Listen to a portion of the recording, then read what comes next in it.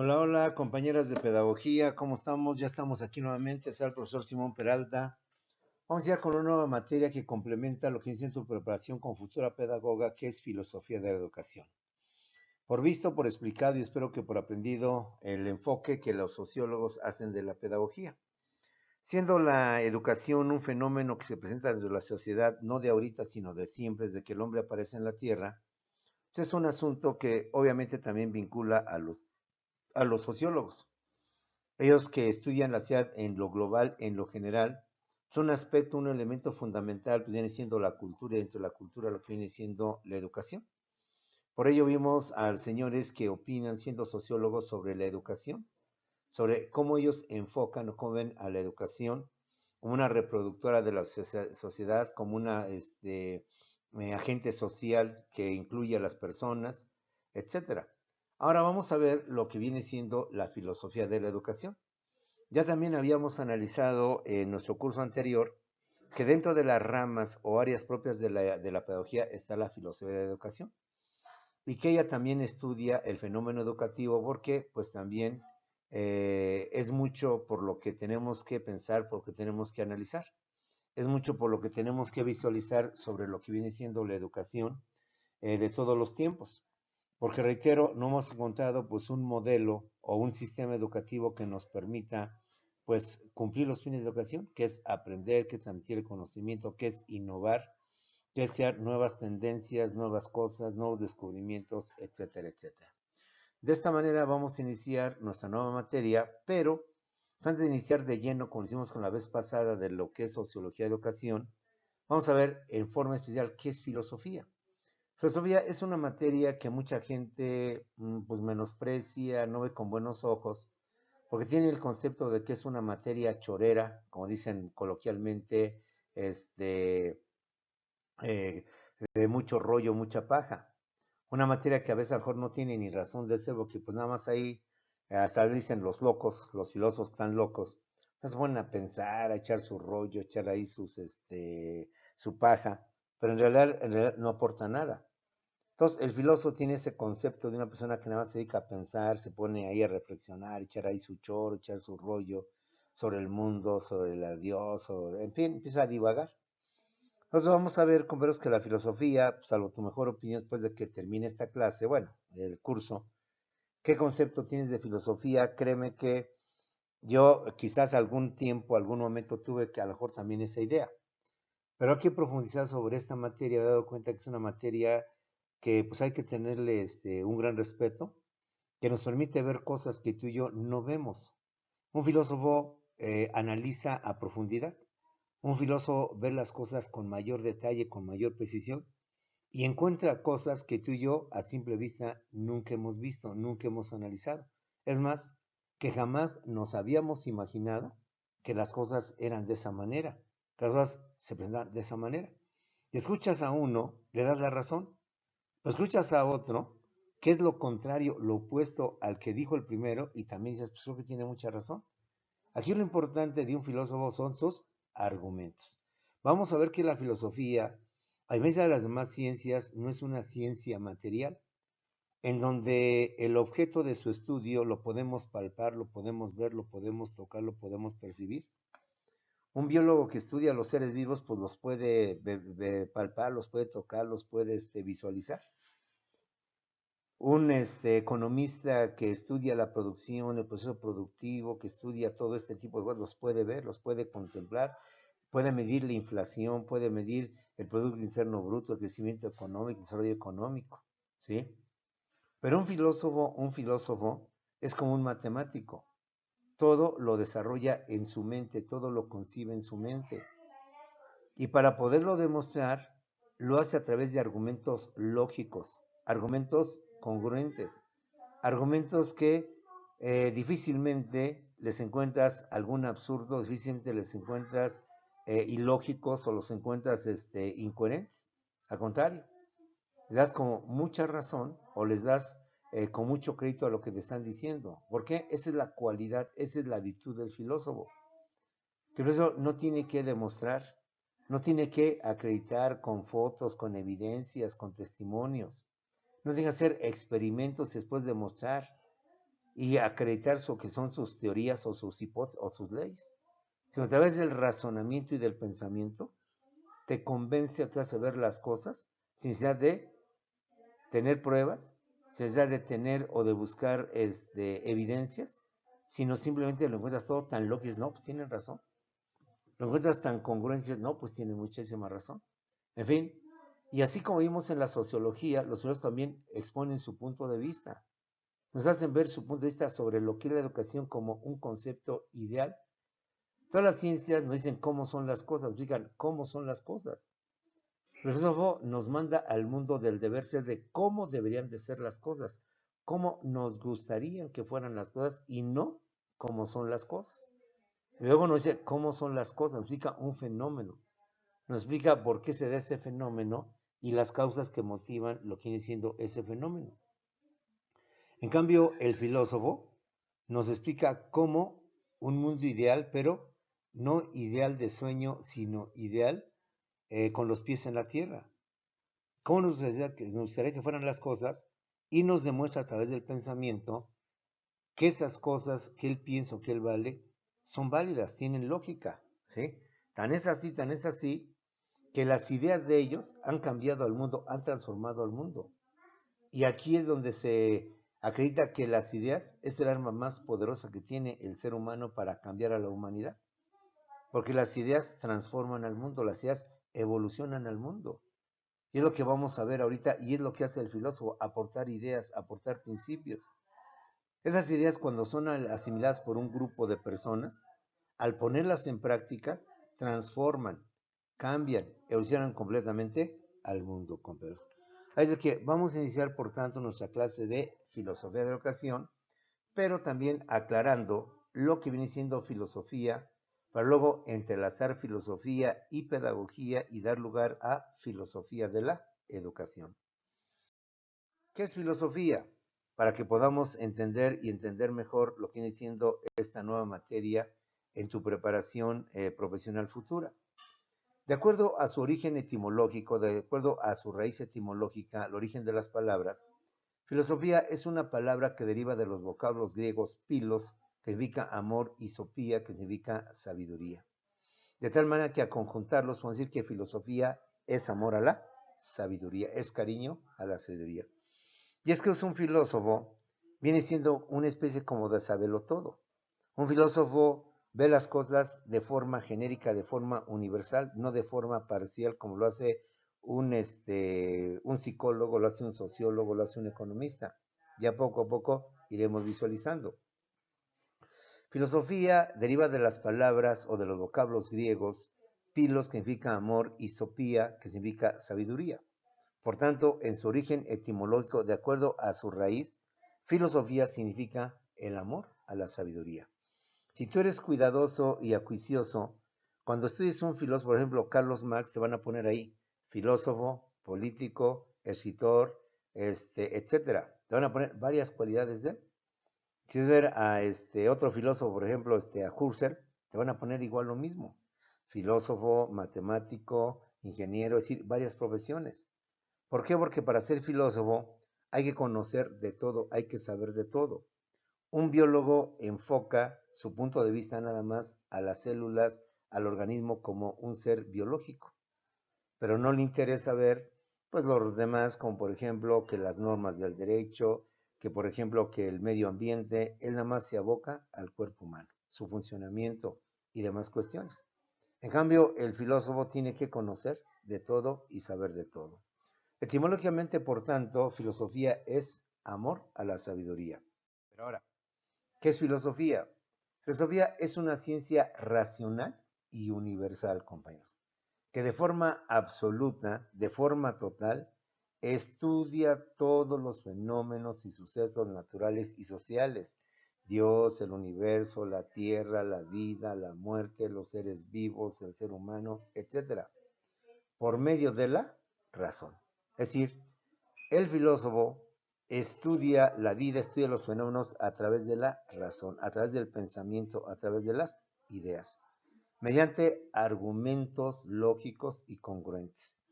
Y sus principios y sus postulados lo hace mediante argumentos.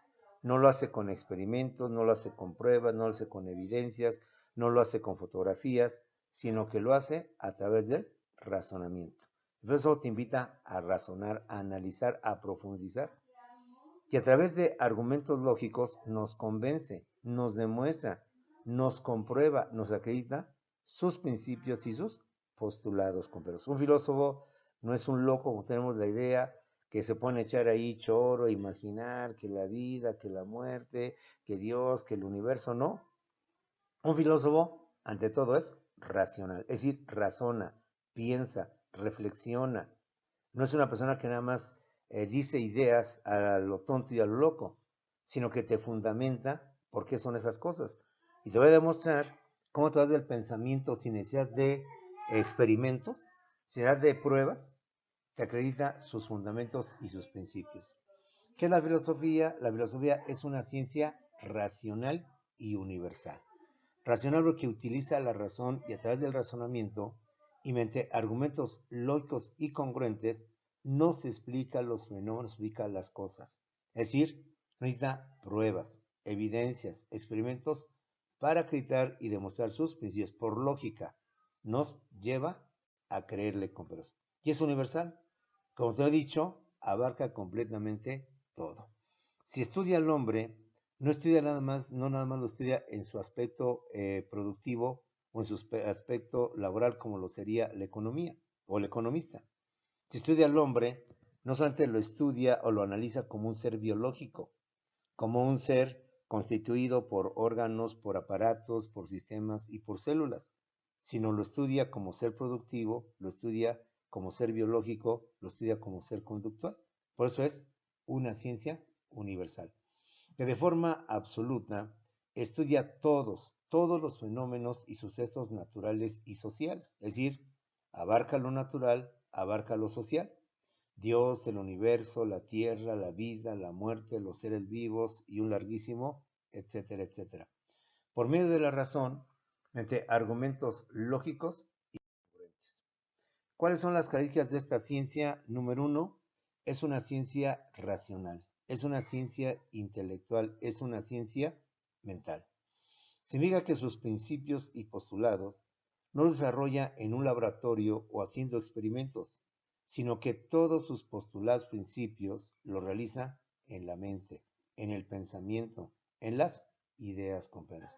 Un filósofo o la filosofía es una ciencia eminentemente racional, que trabaja solamente con la mente, solamente con el análisis, con la reflexión, con la profundidad de lo que vienen siendo las cosas completas. Es como un matemático. Un matemático es una persona que trabaja 100% con la mente y que todas sus operaciones se dan en la mente, se desarrolla en la mente, que para poderlas hacer explícitas y entendibles, las manifiesta en un pizarrón, en un cuaderno, a través de símbolos, a través de x cuadrada menos 2y es igual a 0 y te explica. Imagínate qué sería de usted y de mí si el matemático nada más te explicara al aire. Pues bueno, imaginen x cuadrada menos 2y es igual a 0, donde tienen que multiplicar, dividir, sumar, luego despejan, luego dividen, luego esto y sale el resultado. Si aún con palitos y bolitas un matemático nos pone en el pizarrón o en la pizarra o en el pintarrón, cómo se hace que multiplicas, que despejas, que entonces te da un resultado tanto, nos cuesta trabajo entender a las matemáticas. Imagínate si las matemáticas fueran simplemente al aire, compañeros. La filosofía y las matemáticas utilizan únicamente la razón, porque versan sobre conceptos o aspectos abstractos, sobre cosas que incluso no tienen entorno material, no tienen existencia. Ejemplo, los números. Los números no existen.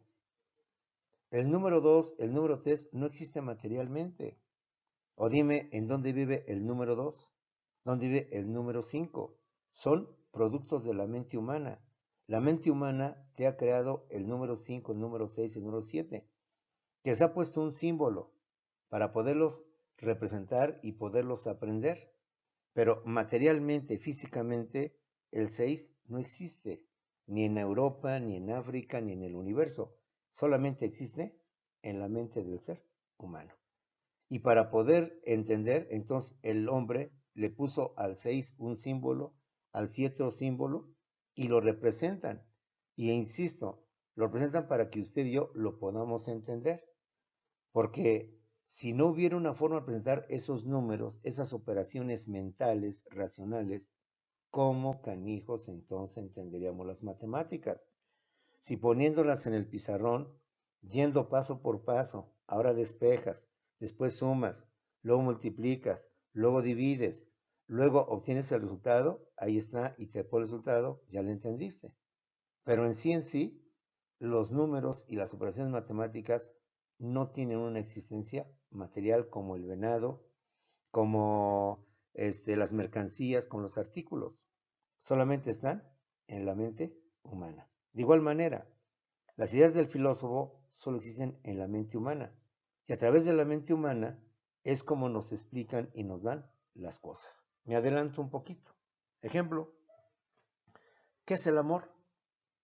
Pues el amor es un sentimiento, el amor es una emoción, el amor es una forma de expresar el cariño que sentimos o la atracción hacia una persona.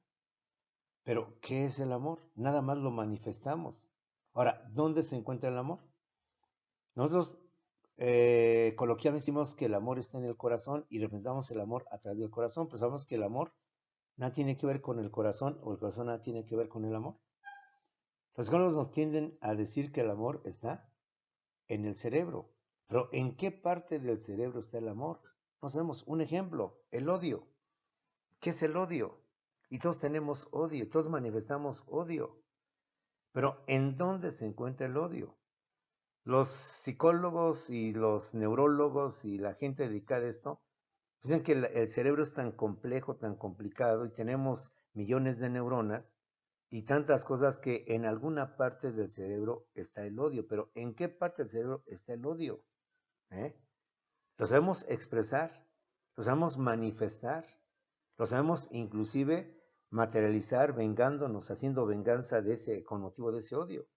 Pero ¿en dónde o en qué parte del cerebro humano está el odio? Ejemplo, cuando una persona tiene un mal material, no sé, un cáncer, estás en una radiografía y te dice el doctor, mire, ahí está, ese puntito, esa manchita, eso que ve ahí, es el cáncer. Vamos a operarlo, vamos a hacerle esto y lo extirpamos y se acabó. Te operan, te hacen otra radiografía, mire, ya no está lo que se veía, esa protuberancia, esa manchita, X. Dice que ya quedó bien, aparentemente, ¿sale? Pero que nomás en una radiografía de mi cerebro y me buscan, mire, ese puntito negro que está ahí, ese es el odio. Vamos a extirpárselo para que le haga daño. Ese puntito que tiene ahí es su bipolaridad. Vamos a extirpárselo para que ya no tenga ese carácter de que tiene de ser bipolar. No lo hay, es decir, hablamos de cosas que sabemos que existen, sabemos que están, pero ¿dónde se encuentran de forma concreta? ¿Te imaginas si pudiéramos encontrar el sitio del odio y los disparamos a todos los seres humanos, a los niños que están naciendo? Creemos una humanidad que no tendría sentimientos de odio, es decir, una humanidad donde no habría sentimientos de venganza, donde no habría sentimientos de matar o sentimientos de guerra. Una humanidad en donde el odio desaparecería, la venganza en automático. Una humanidad libre de todo esto, pero ¿dónde, canijos, está el odio? Entonces, como puedes ver, son sentimientos, son sensaciones que sabemos y las expresamos y las sentimos, como un dolor estomacal, con un mal pulmonar. Pero el mal pulmonar o el dolor estomacal, pues el doctor nos lo detecta y nos dice. Pero ¿cómo detectamos eso? La ciencia, la neurología, o los neurólogos, los psicólogos, los psiquiatras, nos dicen que en el cerebro. Pero al menos hasta ahorita, más o menos visualizan en qué parte, pero no exactamente como un cáncer, como un dolor de muelas, como una infección, como un virus. Ahí está, míralo, ahí está.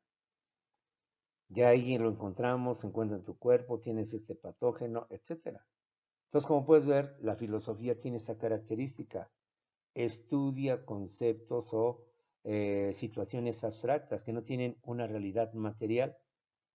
que no las podemos percibir, no las podemos tocar, no las podemos sentir. Ejemplo, Dios, el alma, el espíritu, pues son entes que el hombre ha creado, que la psicología nos llega a decir, pues son producto de la imaginación, son producto de la mente. Pero la psicología, la filosofía quiere ir más allá de todo esto. Por eso la psicología es una ciencia racional, es una ciencia intelectual, es una ciencia mental. Lo que significa que sus principios y postulados no los desarrolla en un laboratorio o haciendo experimentos, sino que todo lo realiza en su mente, en su pensamiento, en su reflexión, en su análisis. Y mediante argumentos locos y congruentes, nos comprueba esos principios, nos acredita esos postulados. Pongamos un ejemplo, compañeros. ¿Qué es el amor? Te decía.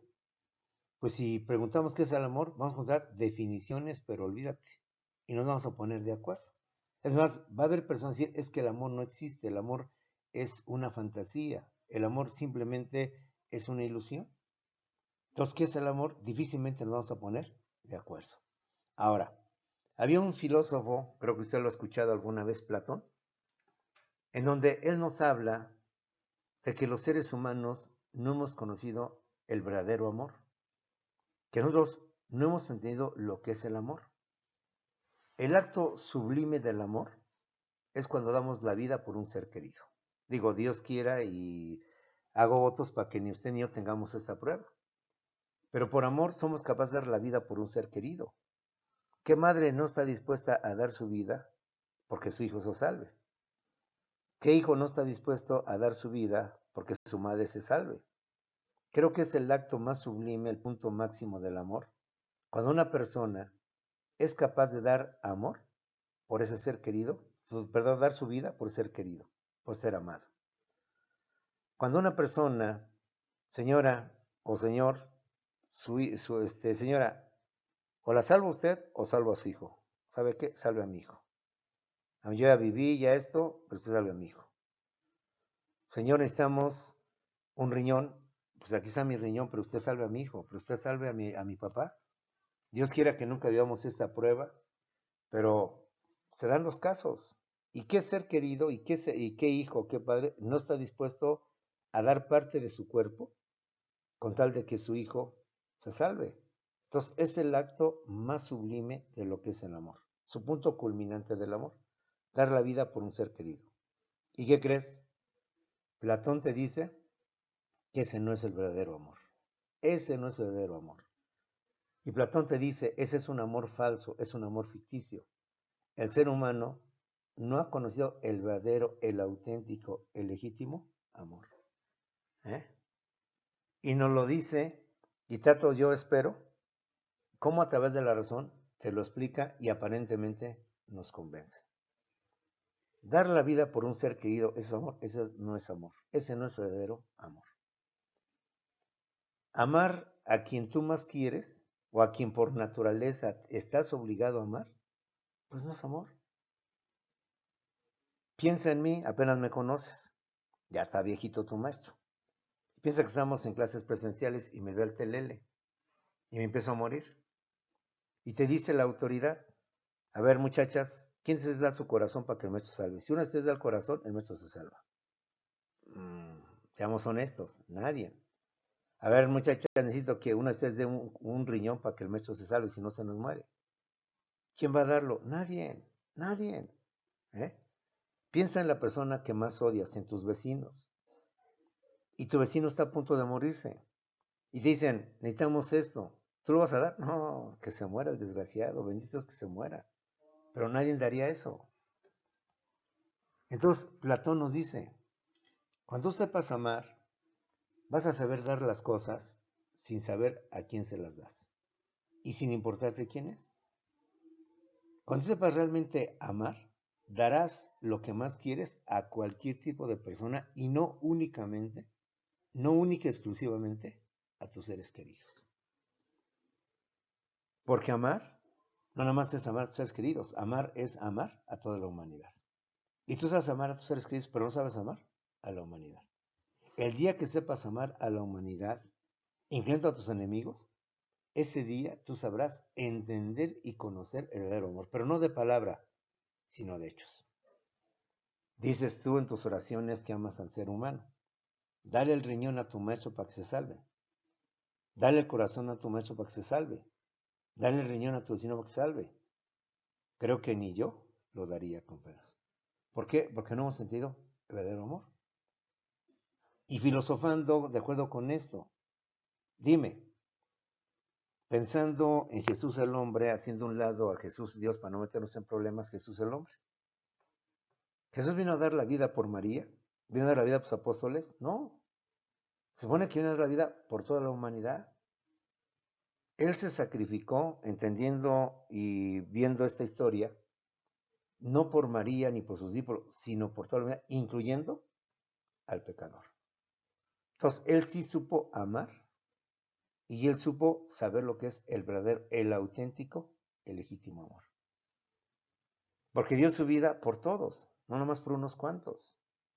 De hecho, todavía, de acuerdo con la versión, poquita mala que sé, todavía su padre le dijo, porque Jesús le dio miedo, pues, supuestamente en el monte, en el huerto de Getsemaní, algo así, que cuando él vio lo que le deparaba, él sintió un poco de miedo, de pavor, y él en un acto de fuerza dijo, Señor, hágase tu voluntad, mas no la mía. Es decir, él a pesar y saber lo que estaba por venir, lo que iba a sufrir, lo que iba a llevar, aceptó el sacrificio. E insisto, hasta donde yo sé, él sacrificó no por su madre, ni por sus discípulos, se sacrificó por toda la humanidad. Y todavía tuvo la osadía de decir, perdónalos porque no saben lo que hacen. Entonces, compañeros, ¿qué es el amor? Tú y yo vivimos en un mundo falso, así nos decía Platón. Tú y yo vivimos en un mundo ficticio, no hemos conocido la verdad. Queremos conocer la verdad y estamos engañados. Vemos nada más parte de esa verdad. No hemos conocido el verdadero amor. Cuando conocemos el verdadero amor, esa humanidad deja de ser odiosa, dejar de ser de muchas cosas. Porque tú crees que amar es amar a tu padre, a tu madre, está bien. Pero el verdadero amor es más allá de mi padre, de mi madre, de mis hijos. Es un amor absoluto. Un ejemplo más, Ricardo Flores Magón. Ricardo Flores Magón, por sus ideas populistas de que quería mejores condiciones del trabajador, siempre estuvo en la cárcel tanto en México como en Estados Unidos. Y siempre ahí estuvo. En la última vez tenía 40 años, era joven, a Magón se le dijo, Magón, estás enfermo, tienes principios de pulmonía, en aquel tiempo incurable, o difícil de curar. Mira, Magón, te vamos a dar la libertad si te retractas, se dice al mundo que estás equivocado y que te arrepientes de haber pregonado que jornada de trabajo, salario justo a los trabajadores. Si tú lo haces, yo te dejo libre, Magón, para que vayas a tu casa, te curen, te atiendan y te salves. Magón, compañeros, a la semana salió de la cárcel, pero salió muerto. Porque él, antes de cambiar sus principios, antes de dejar de luchar por el trabajador, prefirió su muerte propia. Entonces, Magón no luchó por su mamá, ni por su papá, ni por sus hermanos. Él luchó por la clase trabajadora, por los obreros, por mejorar sus condiciones de vida. Y dio su vida a cambio de que esto con el tiempo se lograra. Cuando tú y yo conozcamos el verdadero amor, sabremos amar a nuestros enemigos, sabremos amar a toda la humanidad. Y cuando toda la humanidad sepa amar a sí misma, entonces cambiará este mundo.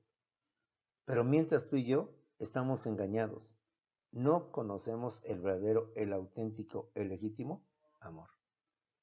Como puedes ver, Platón, ampliando un poquito, desglosando su idea, nos demuestra a través de la razón lo que es el verdadero amor. No requiere pruebas, no requiere experimentos, simplemente por el razonamiento te lleva a esa conclusión. No conocemos el verdadero amor porque amar a nuestros seres queridos no es suficiente. El amor, verdadero amor, va más allá de nuestros seres queridos. Los incluye, pero incluye a más. Limitar nuestro amor, nuestro sentimiento, nuestro cariño, nuestra pasión al ser querido es un amor egoísta, es un amor envidioso, es un amor solamente para nosotros mismos. La filosofía es una ciencia radical o extrema. Significa que no se conforma con lo que dice la ciencia oficial, lo cual no quiere decir que está en contra, sino que quiere ir más allá de lo que afirma la misma. Busca respuestas a lo que la ciencia niega o no acepta. Sí, la filosofía no está peleada con la ciencia, pero la ciencia llega hasta un límite. Ejemplo, la ciencia dice, no existe el alma, no existe el espíritu, no existen Dios, no existe nada. Porque la ciencia no lo puede comprobar, no lo puede demostrar. Porque ¿cuándo lo has oído? ¿Cuándo has escuchado a Dios? La ciencia solamente acepta lo que puede demostrar, lo que puede comprobar. Entonces la filosofía no se queda con eso, quiere ir más allá. Está bien, ciencia, tú niegas niegas a los extraterrestres, a los ovnis, niegas el alma, niegas esto. Está bien, te respeto, pero ¿sabes qué? Yo quiero ir más allá, quiero saber y quiero indagar y quiero buscar y quiero encontrar más respuestas. ¿Por qué sí existen los platillos voladores? ¿Por qué sí existe esto? ¿Cómo explicarle que tengo un ser querido que murió hace 5 años y lo sueño y lo escucho? La psicología te dice, es que estás en un shock que tu misma mente produce, hace que imagines cuando estos seres ya no existen. La sociedad dice, no, si por alguna razón un ser ya murió después de 10 años y lo sueño, incluso hasta despierto llorando por la emotividad que me dio de haberlo visto a ese ser querido, es que algo hay, es que algo existe, es que algo está que tenemos que destruir, tenemos que encontrar. Tenemos que usar una respuesta más lógica y no simplemente decir, perdón, que no existe. Tenemos que ir más allá de lo que la ciencia niega. Por eso es una ciencia radical, es una ciencia extrema. La filosofía es una ciencia práctica, es decir, no es puro choro, compañeros, no es puro rollo. Significa que los postulados de la filosofía no son pura teoría o ideas abstractas, o como se dice coloquialmente, choro, rollo o paja o simplemente labia. La filosofía son ideas que al ejecutarse transforman, cambian al mundo, lo alteran completamente. Ejemplo, la Ilustración y la Revolución Francesa. Fueron filósofos como Juan Jacobo Rousseau, como Diderot, como Montesquieu, quienes con sus ideas hicieron que el mundo se transformara y se cambiara.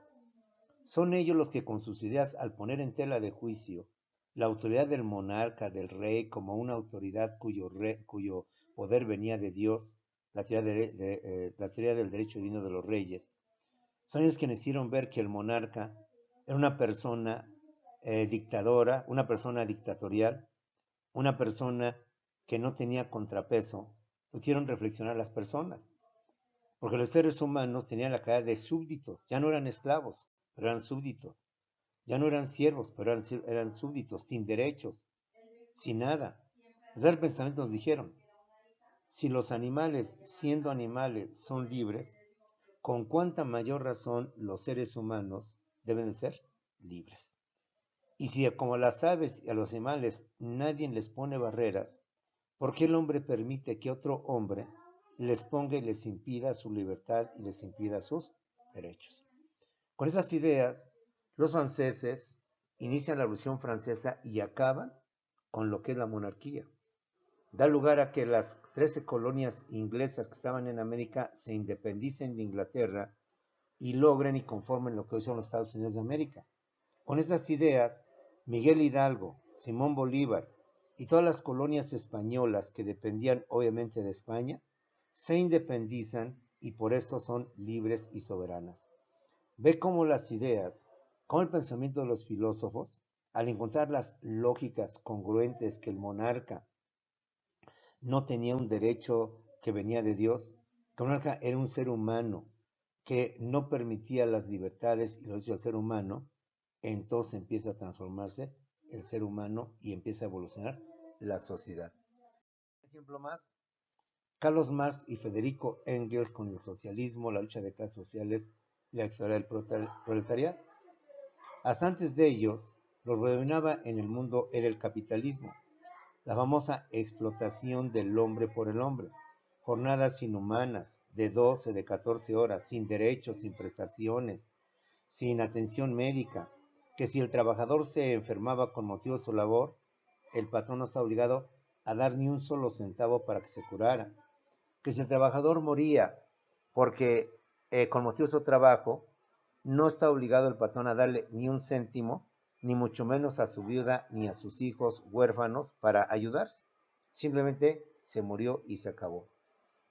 Marx y Engels vienen a demostrar la explotación del hombre por el hombre, lo que es el capitalismo, y empezó a crear una corriente llamada socialismo, que al aplicarse creó la entonces Unión de Repúblicas Socialistas Soviéticas y todo un régimen comunista que estableció en todo el mundo, que aún subsiste con sus errores y fallas, como es el socialismo de Cuba, el socialismo fallido de Nicaragua, de Venezuela, el de Corea del Norte. Pero ve con estos ejemplos cómo las ideas, cómo el pensamiento del filósofo cambia, transforma. Al aplicar esas ideas, al encontrarlas lógicas y congruentes, el mundo empieza a transformarse, empieza a cambiarse.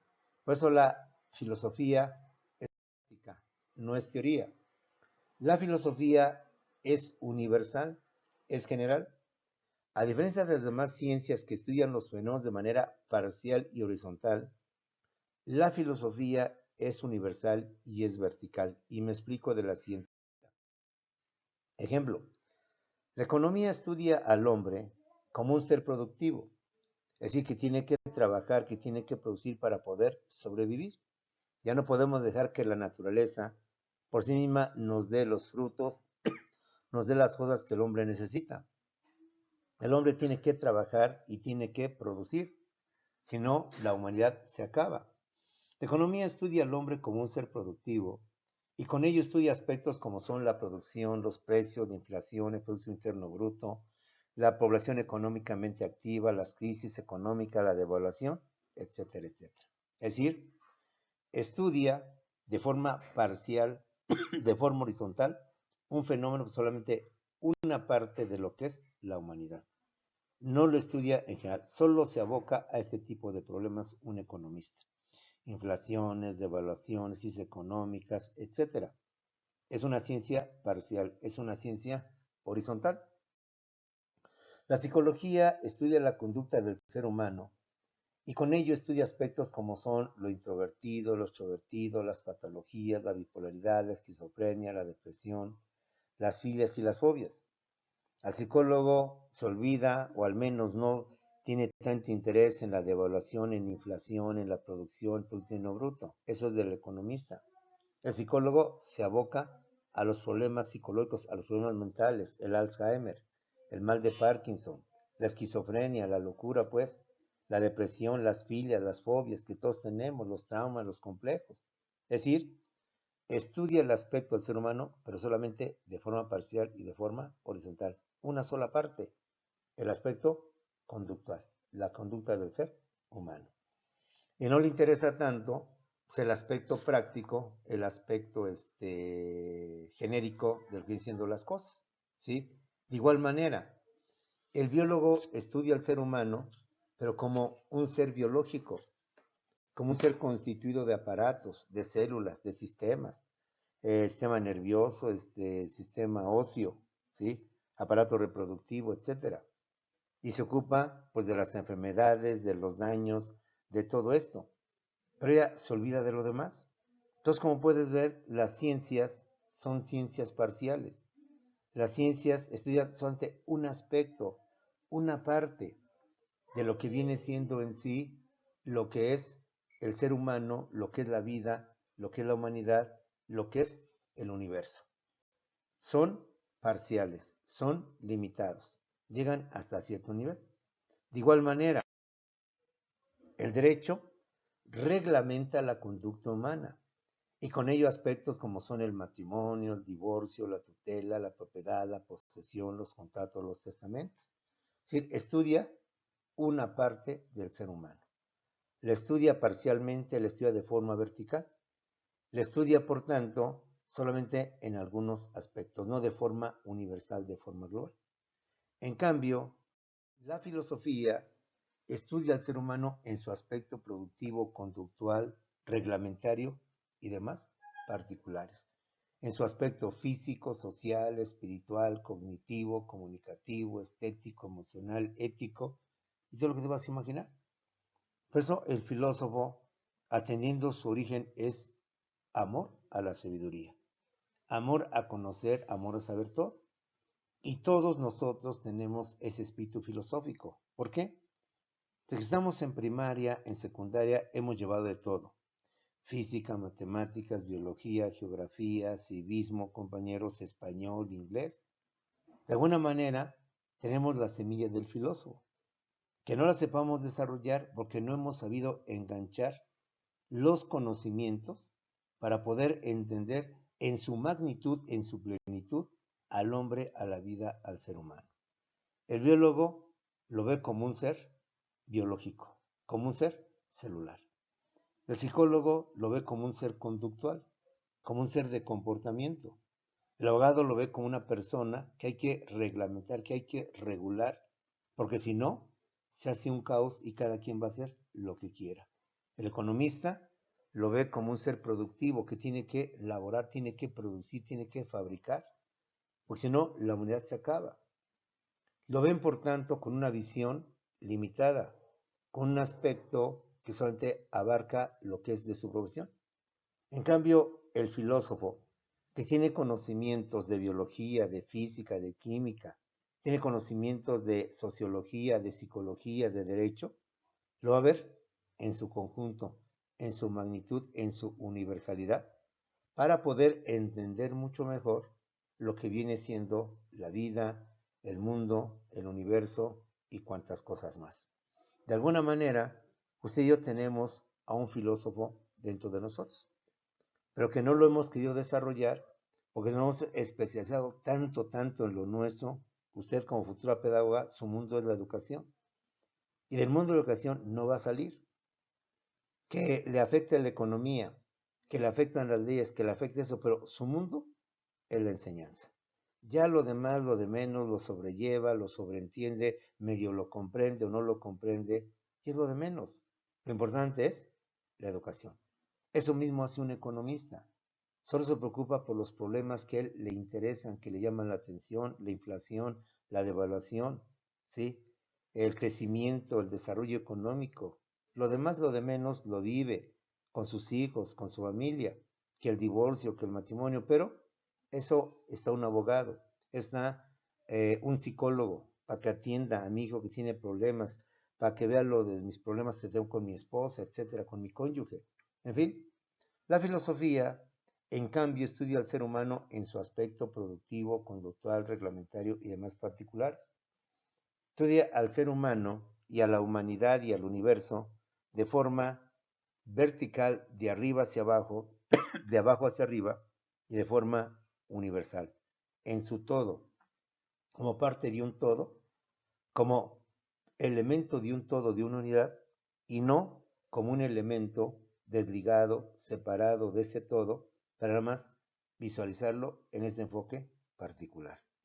Sea pues, por tanto, nuestra primera clase de filosofía, entendiendo qué es lo que viene siendo la filosofía, una ciencia que difícilmente algunos consideran como ciencia y que para otros lo consideran inclusive como la madre de todas las ciencias, la reina de todas las ciencias, pero con decir esto, pues herimos nuestro ego y como yo pedagogo voy a permitir que la filosofía sea la ciencia de ciencias. Yo economista, ¿cómo voy a permitir que la filosofía sea la ciencia de las ciencias y la que es la ciencia, la mera de todas, es la pedagogía, es el derecho, es la economía? Las dejo unos segundos, compa. Nos vemos ahorita en la siguiente clase de filosofía de la educación. Nos vemos en unos cuantos segundos.